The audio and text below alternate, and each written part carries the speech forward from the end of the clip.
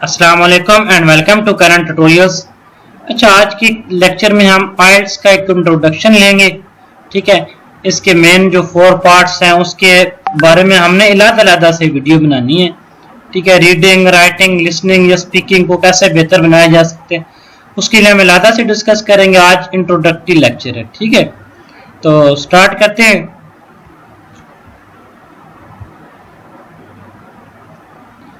Paper based और computer based आइल्स में क्या फर्क होता है? देखिए, हाउ टू अटेम्प्ट पेपर वाला जो है आपने पेपर और पेंसिल की मदद से सॉल्व करना होता है, और कंप्यूटर डिलीवर्ड आपने कंप्यूटर के ऊपर टाइप करना होता है। क्वेश्चन और स्कोरिंग क्राइटेरिया के अंदर कोई फर्क नहीं है। ठीक है, इसी तरह स्पीकिंग के केस में भी कोई फर्क नहीं है, क्योंकि स्पीकिंग फेस टू फेस होता है। तो पेपर बेस्ड हो या कंप्यूटर बेस्ड हो, आपका स्पीकिंग वैसा ही होना है। ठीक है, लिसनिंग में काफी फर्क होता है। लिसनिंग में आपको जब आंसर शीट के ऊपर आपने क्वेश्चन ट्रांसफर करने होते हैं तो उसके लिए आपको 10 एक्स्ट्रा मिनट दिए जाते हैं, जबकि कंप्यूटर में आप साथ साथ ट्रांसफर कर रहे होते हैं, लिख रहे होते हैं कंप्यूटर के ऊपर, तो आपको 2 मिनट दिए जाते हैं रिव्यू करने के लिए। ठीक है, रीडिंग में आपने पैराग्राफ पढ़ना होता है। ठीक है, अलग पैराग्राफ अलग पेजेस से पढ़ना होता है और आंसर शीट के ऊपर उसका आंसर लिखना होता है। इसी तरह अगर कंप्यूटर बेस्ड हो तो आपकी स्क्रीन की एक साइड के ऊपर आपका पैराग्राफ होता है और दूसरी साइड के ऊपर आपने आंसर देने होते हैं। मतलब अगर लेफ्ट साइड के ऊपर आप पैराग्राफ पढ़ रहे हैं तो राइट साइड के ऊपर आपने जो आंसर है वो हाईलाइट करना है। राइटिंग में देखिए, राइटिंग के केस में आपको पेपर बेस्ड में आपने पेपर के ऊपर पैराग्राफ या जो भी आपने लिखना है वही करना है, जबकि कंप्यूटर बेस्ड में आपने क्या करना है, वर्ड काउंट आपको साथ साथ शो होते रहेंगे और आपने टाइप करना है। अगर आपकी टाइपिंग अच्छी है तो आप कंप्यूटर बेस पे जाएंगे, और दूसरी बात, अगर आपको रिजल्ट जल्दी चाहिए तो अभी आप कंप्यूटर डिलीवर्ड अटेम्प्ट करेंगे। अगर आपकी टाइपिंग अच्छी नहीं है और आप पेपर से अखबार वगैरह पढ़ना पसंद करते हैं तो आप पेपर बेस्ड आइल्स देंगे। बाकी ग्रेडिंग क्राइटेरिया में कोई फर्क नहीं होता।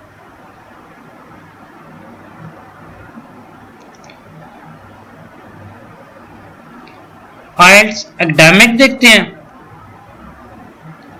देखिए, एकेडमिक के केस में आपके लिसनिंग में 4 पार्ट्स होते हैं। ठीक है, 4 पार्ट्स होते हैं और आपका 40 मिनट होते हैं। अगर कंप्यूटर बेस्ड है तो फिर 30 मिनट होंगे।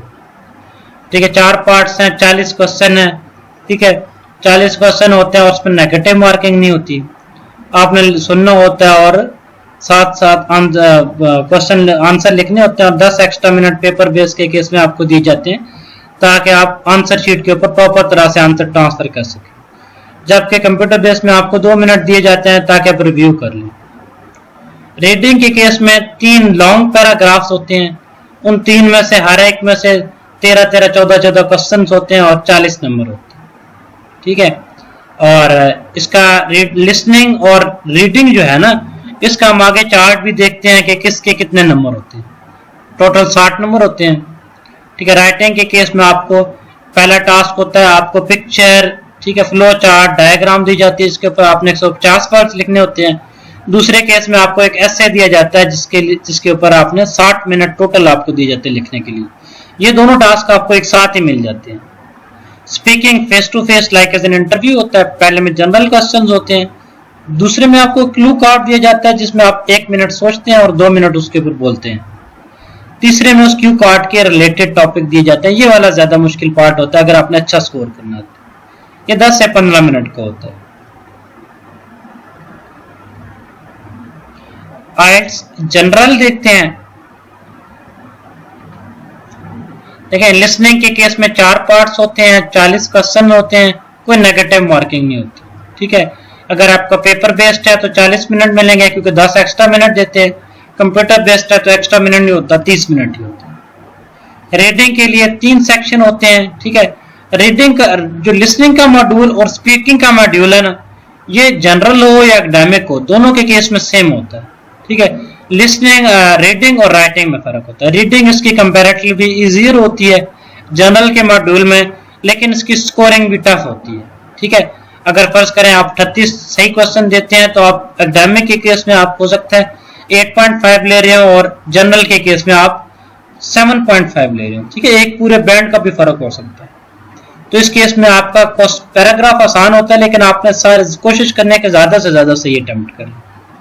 ठीक है, 3 सेक्शन होते हैं, छोटे पैराग्राफ्स होते हैं, उसमें से आपने आंसर ढूंढने होते हैं, नेगेटिव मार्किंग नहीं होती। राइटिंग के केस में आपने एक लेटर लिखना होता है और एक एसे लिखना होता है, दोनों टास्क आपको एक साथ दे दिए जाते हैं और आपको 60 मिनट दिए जाते हैं। स्पीकिंग एक इंटरव्यू होता है जिसमें जनरल क्वेश्चन होते हैं, फिर क्यू कार्ड दिया जाता है जिसके ऊपर 1 मिनट सोच के आप 2 मिनट बोलते हैं, फिर उसके बाद उसी क्यू कार्ड के रेलेवेंट आपसे क्वेश्चन पूछे जाते हैं। कंपेयर करते हैं एकेडमिक और जनरल को। देखिए, listening and speaking exactly same, ठीक है। लिसनिंग में आपके 40 क्वेश्चन होते हैं, ठीक है, और आपको तकरीबन 40 मिनट ही दिए जाते हैं।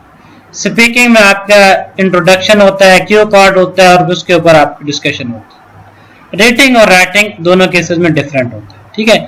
एकेडमिक के केस में 3 लॉन्ग रीडिंग पैराग्राफ्स होते हैं, जबकि जनरल के केस में 4 से 5 होते हैं, ठीक है, स्मॉलर होते हैं, छोटे पैराग्राफ्स होते हैं। एकेडमिक के केस में आपको पाई चार्ट दिया जाता है या फिर आपको ग्राफ दिया जाता है, मैप दिया जाता है जिसके ऊपर आपने लिखना होता है, जिसको समराइज करना होता है। जबकि जनरल के केस में आपको लेटर दिया जाता है। ये फर्क है दोनों में। यहाँ पे आपको कोई ग्राफ या कुछ चीज दिया जाता है, यहाँ पे एक लेटर दिया जाता है, तो एक टॉपिक के ऊपर आपने लेटर लिखना है। एक इसमें भी ऐसे राइटिंग होती है, इसमें भी ऐसे राइटिंग होती है। ये देखें, वही चीज आपको एक ग्राफ की फॉर्म में दिखा दी है। 40 मिनट है, ठीक है, आपको 30 क्वेश्चन है, 10 मिनट एक्स्ट्रा दिए जाते हैं। उसके आंसर करने के लिए नॉर्मली 4 सेक्शन होते हैं, फिल इन द ब्लैंक्स होते हैं, label diagram, MCQ, statement completion हो सकता है। रीडिंग के केस में 40 क्वेश्चन होते हैं, एकेडमिक के केस में 3 पैराग्राफ होते हैं, जबकि जनरल के केस में 4 से 5 पैराग्राफ होते हैं। इसमें भी MCQs, fill in the blanks, true false, not given, choose the correct heading, ये आते हैं, ठीक है। राइटिंग के केस में 2 टास्क होते हैं, एक जनरल और एक एकेडमिक, ठीक है। जनरल में आपने लेटर लिखना होता है और एसे लिखना होता है। एकेडमिक में आपने क्या करना होता है, ग्राफ, पाई चार्ट, मैप, किसी चीज को आपने समराइज करना होता है और साथ में कैसे लिखना होता है। स्पीकिंग दोनों केसेस में सेम है, पहला इंट्रोडक्टरी, क्यू कार्ड और फिर फॉलो अप क्वेश्चंस। बैंड्स और स्कोर कैसे कैलकुलेट किया जाता है?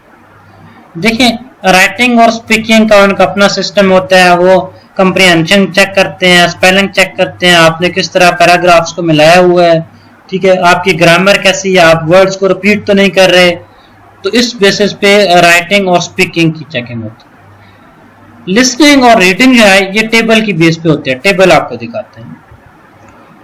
देखिए, लिसनिंग के केस में अगर आपके 39 से 40 क्वेश्चन ठीक है तो आपको 9 बैंड मिलेगा, 37 से 38 क्वेश्चन ठीक है तो आपको 8.5 मिलेगा, इस तरह 26 से 29 ठीक है तो 6.5 मिलेगा, 11 से 12 क्वेश्चन ठीक है तो आपको 4 बैंड मिलेगा। ये दोनों केसेस में सेम है, एकेडमिक हो जाए या जनरल हो जाए। रीडिंग में डिफरेंट चार्ट्स हैं दोनों केस में। जनरल को पहले देख लेते हैं, 40 हो तो आपको 9 मिलेगा, 39 हो तो 8.5, 37 से 38 हो तो 8, 36 के ऊपर 7.5, ठीक है, इसी तरह ये चलता जाता है। अब दूसरी तरफ देखिए, एकेडमिक में आपको 39 से 40 हो तो आपको 9 बैंड मिलता है, ठीक है। देखिए यहाँ पे 39 पे 8.5 मिल रहा है। एकेडमिक में आपका पैराग्राफ मुश्किल होता है लेकिन आपको नंबर भी ज्यादा देते हैं, मतलब आपको ओवरऑल समझिए, जैसे देखिए यहाँ पे 34 के ऊपर आपको 7 मिल रहा है, इधर 34-33 के ऊपर आपको 7.5 मिल रहा है, ठीक है। इस तरह 30 से 32 तक करेक्ट आंसर हो तो आपको 7 मिलता है, ठीक है। आप करंट ट्यूटोरियल्स को सब्सक्राइब कीजिएगा और ये वीडियो अगर इंग्लिश में देखनी हो तो डिस्क्रिप्शन के अंदर उसका लिंक दिया गया है, लेकिन वो दूसरे चैनल का आप वो भी देख सकते हैं। अपना ख्याल रखिएगा, इंशाल्लाह फिर मुलाकात होती है। अल्लाह हाफिज़।